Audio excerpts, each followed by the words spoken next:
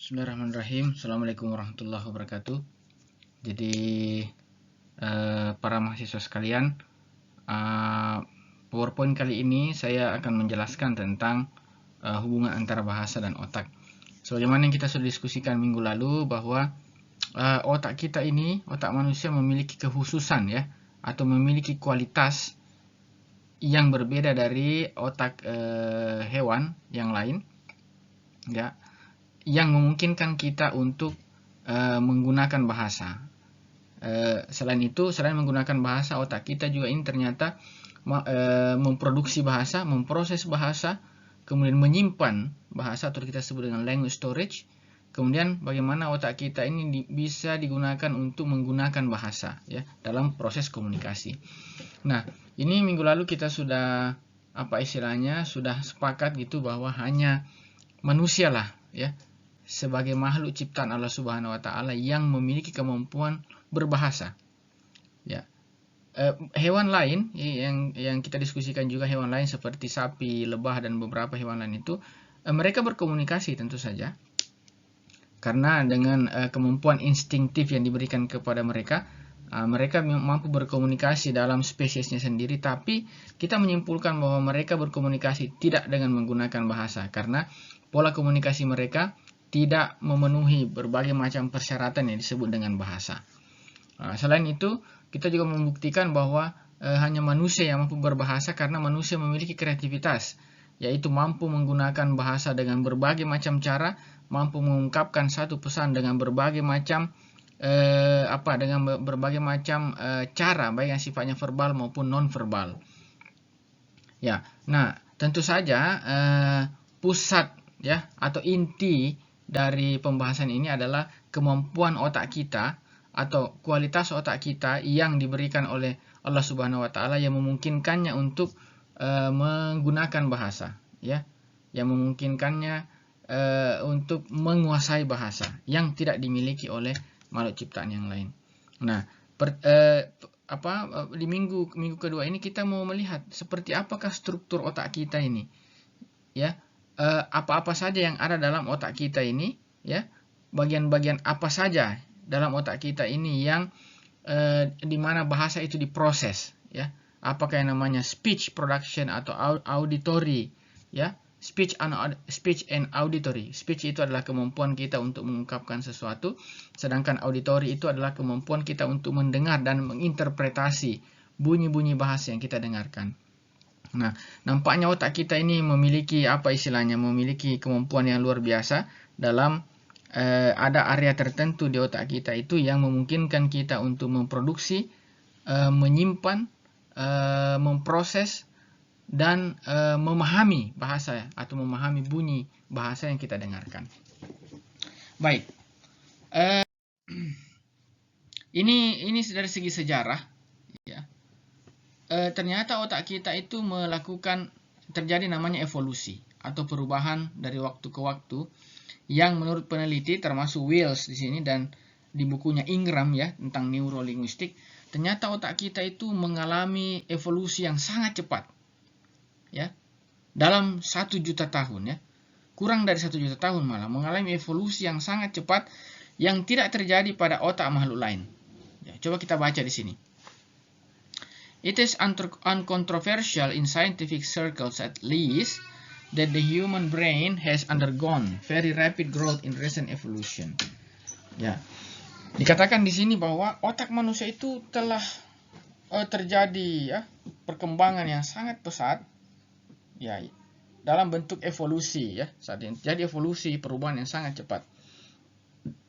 Otak kita ini telah berkembang dari segi ukuran 2 kali lebih besar dan evolusinya hanya terjadi dalam kurang dari 1 juta tahun.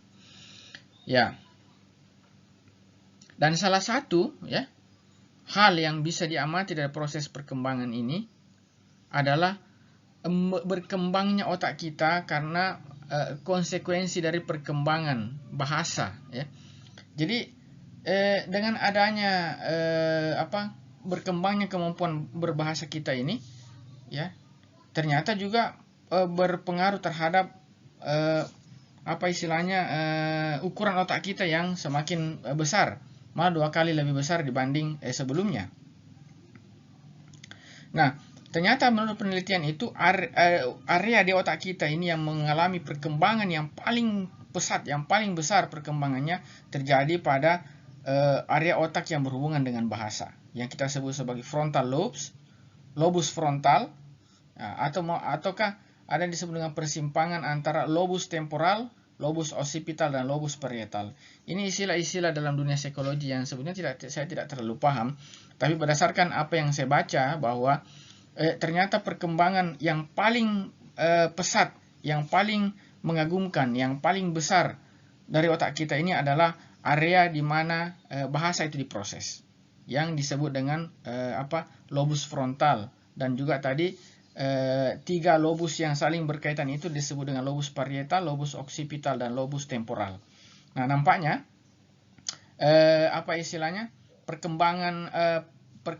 perkembangan otak kita inilah kemudian yang berdasarkan hasil penelitian menyebabkan kita mampu berbahasa, karena ternyata perkembangan otak kita itu yang paling besar wilayahnya adalah terjadi pada wilayah yang memungkinkan kita untuk menggunakan bahasa. Itu Anda bisa dapat di bukunya Ingram yang berjudul Neurolinguistik ya. Ini bukunya menarik sekali ini karena berisi tentang berbagai macam penelitian dari para ahli yang memberikan informasi yang ilmiah kepada kita ini untuk memahami hubungan antara bahasa dan otak, dan bagaimana evolusi otak kita ini terjadi dalam ratusan tahun atau ribuan tahun. Dan ternyata hasil penelitian menunjukkan bahwa evolusi terbesar atau perkembangan terbesar terjadi pada wilayah otak yang berhubungan dengan bahasa.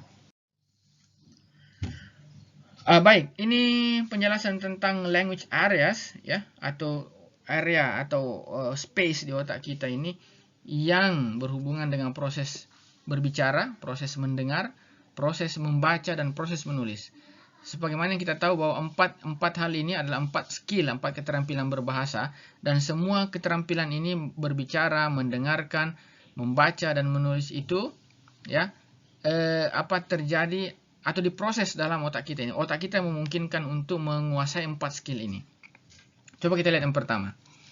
Bagian depan dari lobus parietal ya, yang berdekatan dengan ada istilah fissures of Rolando ini ya.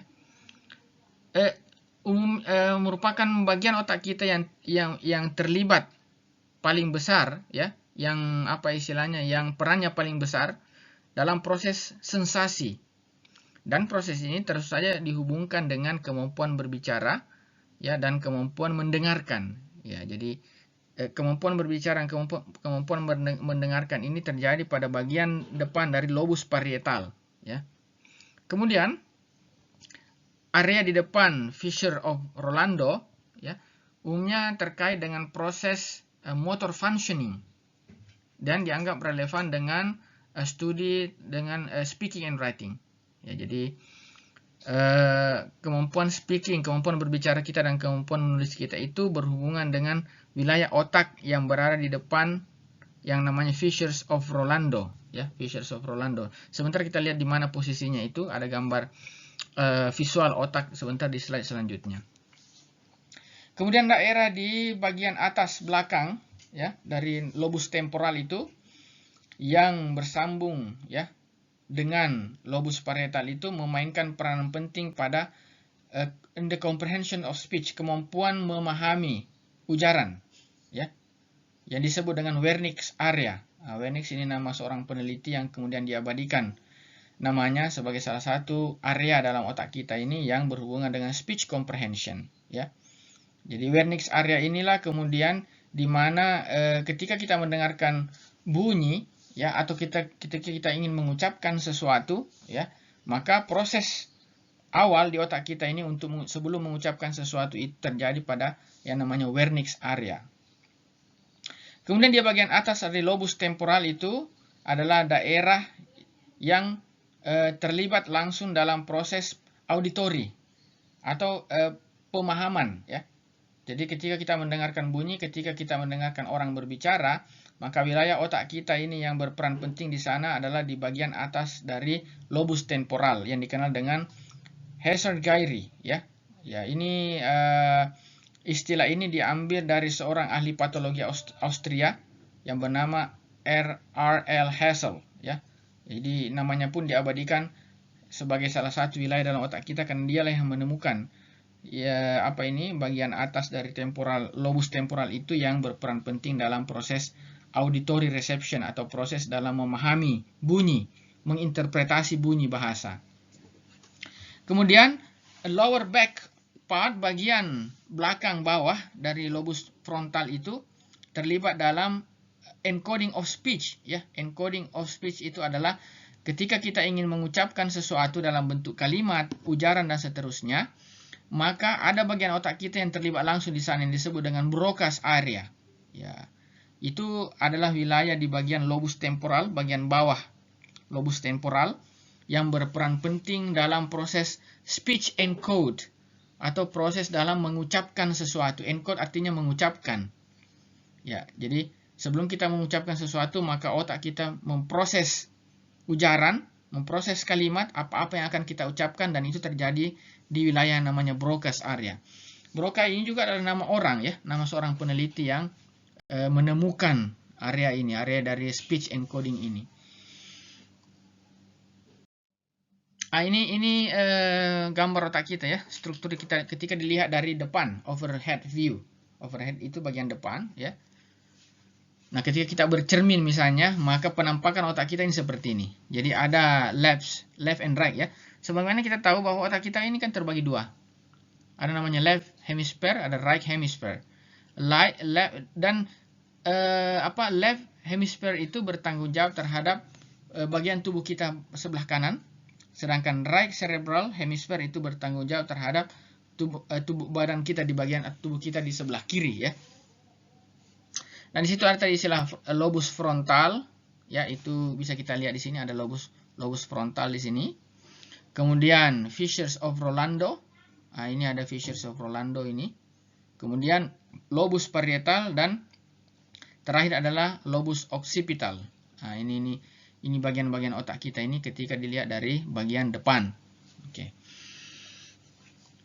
Nah, tadi kan sudah dibahas juga di situ di mana letak terjadinya proses bahasa, baik yang namanya speech comprehension, speech encoding maupun auditory reception. Jadi terjadi di otak kita ini. Prosesnya terjadi di wilayah-wilayah tertentu di otak kita ini.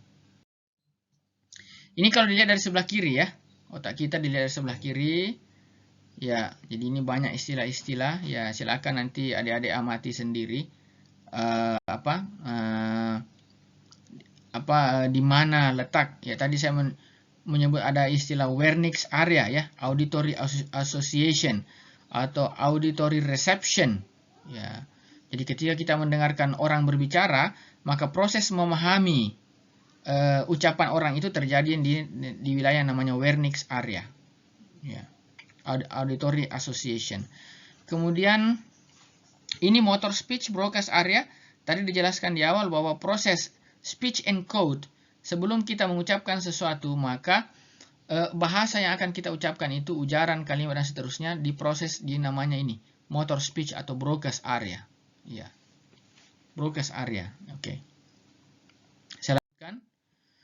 Ya, ini penjelasan lebih lanjut tadi, ya, tentang brain area, ya, area di otak kita ini yang memungkinkan kita untuk menggunakan bahasa, memahami bahasa, ya. Another area towards the back of the frontal lobe, ya, disebut dengan Exner Center, terlibat dalam proses writing, ya. Bagaimana kita menulis sesuatu. Ada namanya Exner Centers di otak kita ini yang terlibat langsung dalam proses kemampuan menulis. Kemudian bagian dari left parietal region yang, ya, wilayah lobus parietal sebelah kiri, ya, itu yang dekat dengan Wernicke's area terlibat dalam proses manual signing, penandaan, ya, bagaimana memahami tanda. Artinya ketika kita mendengarkan kata-kata yang diucapkan oleh orang lain, maka otomatis otak kita ini berusaha menginterpretasi tentang objek yang diwakili oleh tanda tersebut, yang diwakili oleh kata-kata tersebut. Kemudian terakhir di area at the back of the occipital lobe, area yang ada di belakang dari lobus occipital digunakan umumnya dalam proses visualisasi. Ya, visualisasi. Jadi bagaimana memahami gambar, memahami apa istilahnya movement, gerakan ya, yang visual itu yang diamati oleh mata kita. Maka pemahamannya itu terjadi di bagian belakang dari lobus occipital. Baik, kita lanjutkan speech production ya. Bagaimana memproduksi ujaran ya. Nah, seperti yang dijelaskan juga tadi bahwa proses menghasilkan ujaran itu awalnya terjadi di Wernicke's area dan kemudian dikirim ke. Jadi begini, Wernicke's area itu tadi adalah auditory reception ya. Jadi kita bayangkan dalam proses komunikasi itu seseorang berbicara, maka orang lain mendengarkan. Jadi misalnya saya berbicara dengan orang lain, maka ketika orang itu berbicara, maka saya berusaha untuk menginterpretasi. Ketika saya mendengarkan ucapan tersebut, maka saya berusaha untuk memahami apa yang diucapkan oleh orang tersebut. Nah, itu prosesnya terjadi di Wernicke's area ini, atau auditory reception, auditory association. Nah, setelah dipahami ya apa yang orang ucapkan, maka kan otomatis juga kita akan memberikan feedback kepada orang tersebut. Nah, pesan yang dipahami di Wernicke's area ini kemudian dikirim ke Broca's area. Broca's area adalah wilayah di otak kita ini yang digunakan untuk menghasilkan suatu ujaran. Ya, karena kita misalnya mendapat giliran berbicara dalam proses komunikasi, maka kita berusaha untuk menginterpretasi apa yang orang ucapkan dan kemudian kita berusaha untuk menghasilkan ujaran untuk memberikan feedback kepada mitra tutur kita atau lawan bicara kita. Jadi ini terjadi dengan sangat cepat Wernicke's area dengan Broca's area. Jadi satu wilayah yang memahami ujaran dan satu wilayah untuk menghasilkan ujaran. Dalam ini kalau kita membayangkan dalam proses komunikasi. Saya lanjutkan. Reading aloud.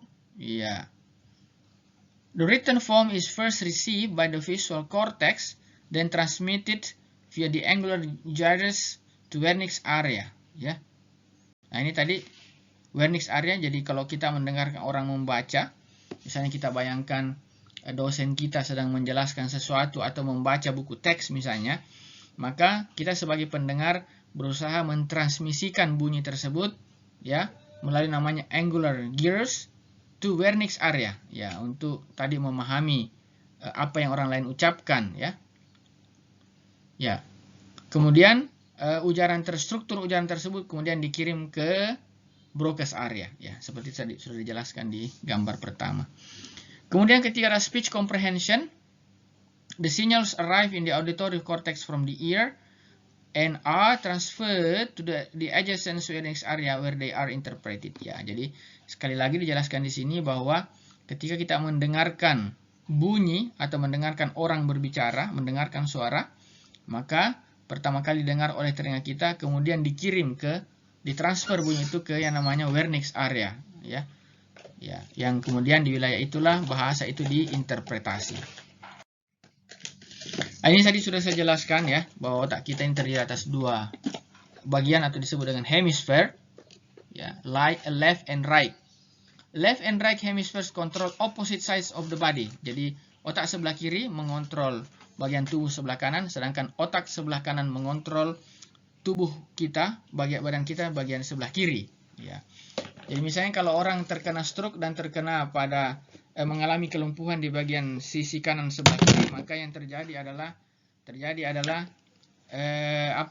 terjadi kerusakan pada otak sebelah kanan. Nah, atau sebaliknya ketika orang stroke-nya menyerang bagian tubuh sebelah kanan, maka terjadi kerusakan pada hemisfer otak sebelah kiri. Nah, itu bukti ya bahwa otak kita ini mengontrol sisi badan, sisi tubuh yang sebaliknya gitu. Otak kiri mengontrol bagian tubuh sebelah kanan dan otak kanan mengontrol bagian tubuh sebelah kiri. Ya, ini ada istilah lateralization. Ini istilah lateralization sebetulnya adalah istilah untuk menjelaskan kepada kita tentang perbedaan fungsi dari otak kiri dan otak kanan, ya. Istilah this separation of functions Jadi otak kiri, otak kanan kita ini, left hemisphere, right hemisphere masing-masing memiliki fungsi ya, memiliki fungsi yang berbeda. Walaupun dalam penelitian terbaru itu mereka mengatakan bahwa mereka memiliki fungsi yang sama tergantung dari tergantung pada pengalaman ya, pengalaman yang kita dapatkan selama ini, di manakah pengalaman itu terekam, apakah di otak sebelah kiri ataukah di otak sebelah kanan. Ya, penelitian telah menunjukkan bahwa pusat bahasa itu ya umumnya dominan terjadi pada salah satu bagian dari otak kita itu, apakah otak sebelah kiri ataukah otak sebelah kanan. Pusat bahasa ya, atau pusat bagian di otak kita ini yang umumnya terjadi dalam proses bahasa itu terjadi pada namanya tadi Broca's area ya, in the front part of the brain. Kemudian ada namanya Wernicke's area yang berada di bagian belakang ya, dan the angular gyrus yang wilayahnya di belakang lagi dari Wernicke's area. Jadi ada 3 ya, Broca's, Wernicke, dan angular ya. Ini gambar yang saya pikir memberikan penjelasan yang lebih utuh kepada kita ya, tentang left hemisphere, right hemisphere. Ya, left hemisphere itu terjadi spoken and written language ya, prosesnya terjadi pada otak sebelah kiri ya. Makanya orang dengan right hand ya, orang yang menggunakan tangan kanan itu, maka dia lebih otak kiri ya. Nah, maka kemampuan spoken and written itu lebih bagus. Sedangkan orang yang kidal yang menggunakan tangan kiri itu, maka kemampuan musikal dan kemampuan artistiknya lebih bagus. Karena yang berfungsi dominan di sana adalah otak sebelah kanan. Begitu seterusnya. Orang dengan menggunakan tangan kanan atau right handers itu kemampuan angka dan ilmiahnya jauh lebih bagus ya. Scientific reasoningnya lebih bagus. Ya, ketika dia berdebat, ketika dia misalnya berusaha untuk menjelaskan sesuatu, maka orang dengan right handers itu jauh lebih bagus dibanding dengan left handers. Ya.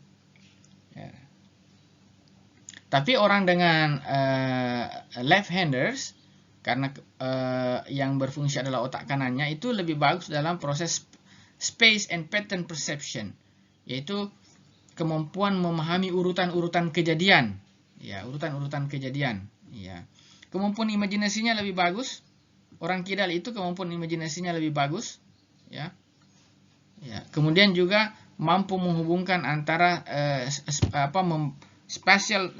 to compare spatial relationship, hubungan membandingkan sesuatu yang sifatnya spasial atau ruang, ya, ya, ruang. Ini sekilas seperti itu ya. Jadi Anda bisa amati diri Anda, oh ternyata saya right handers, maka yang lebih dominan adalah left hemisphere. Atau misalnya seperti saya orangnya kidal, left handers, maka yang paling dominan bekerja adalah my right hemisphere atau otak sebelah kanan ya, otak saya yang sebelah kanan. Ya. Di sini jelaskan Broca's area dan Wernicke's area itu dihubungkan dengan sebuah jaringan yang disebut dengan Arcuate fasciculus ya. Arcuate fasciculus. Ya, karena tadi kita jelaskan bahwa Wernicke area itu adalah auditory perception, berusaha memahami bunyi bahasa. Sedangkan Broca's area itu adalah bagian otak kita yang berusaha untuk memproduksi bahasa. Dua-duanya tentu harus memiliki hubungan yang erat ya. Memahami bahasa dan memproduksi bahasa ya.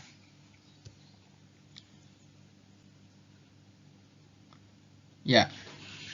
Nah, ini tadi sudah saya jelaskan. In addition to language, the left hemisphere is concerned with logical analytical operation and higher mathematics. Saya katakan tadi bahwa mereka yang right handers ya, menggunakan tangan kanan ya, artinya tubuh bagian kanannya lebih dominan dibanding bagian kiri, maka yang beroperasi itu kan left hemisphere-nya, otak sebelah kirinya. Nah, tentu orang-orang seperti ini memiliki kemampuan matematika yang bagus, kemampuan logika yang bagus, dan kemampuan analitik juga yang bagus dibanding mereka yang kidal. Ya. Ya, sedangkan otak kita, right hemisphere atau orang kidal itu, right hemisphere, adalah memiliki kemampuan dalam memahami emosi, ya, perasaan, imajinasi, ya. Itu orang kidal biasanya lebih bagus, ya. Orangnya lebih romantis, orangnya lebih apa istilahnya, lebih perasa gitu, ya. Lebih mudah menangis dan seterusnya.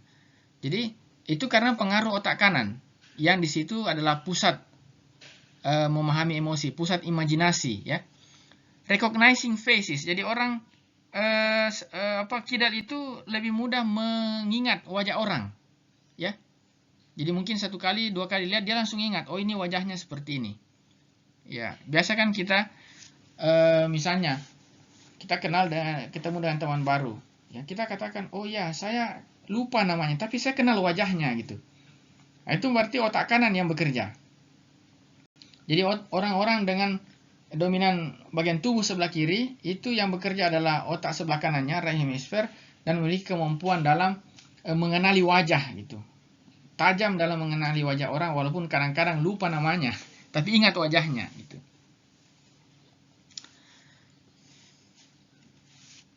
Sedangkan selanjutnya the right hemisphere also deals with music and non-linguistic sound.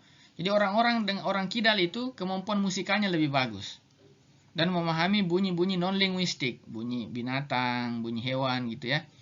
Mereka lebih peka gitu. Ya.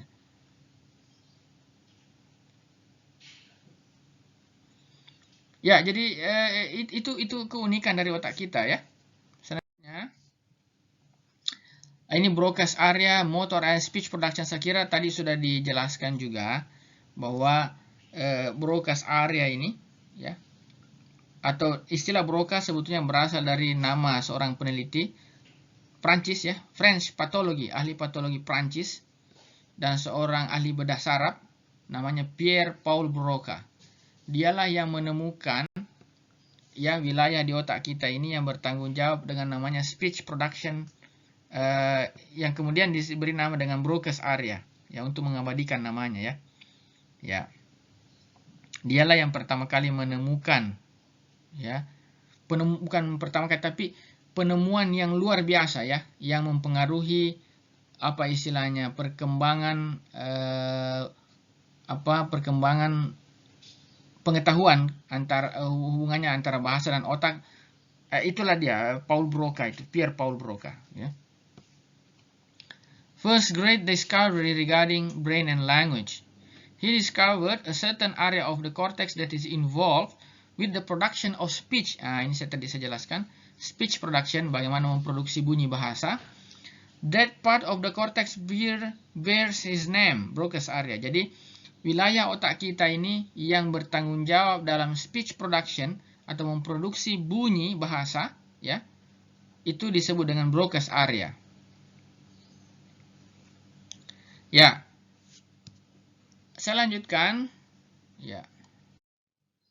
Ada istilah Wernicke's area. Nah, tadi sudah jelaskan juga.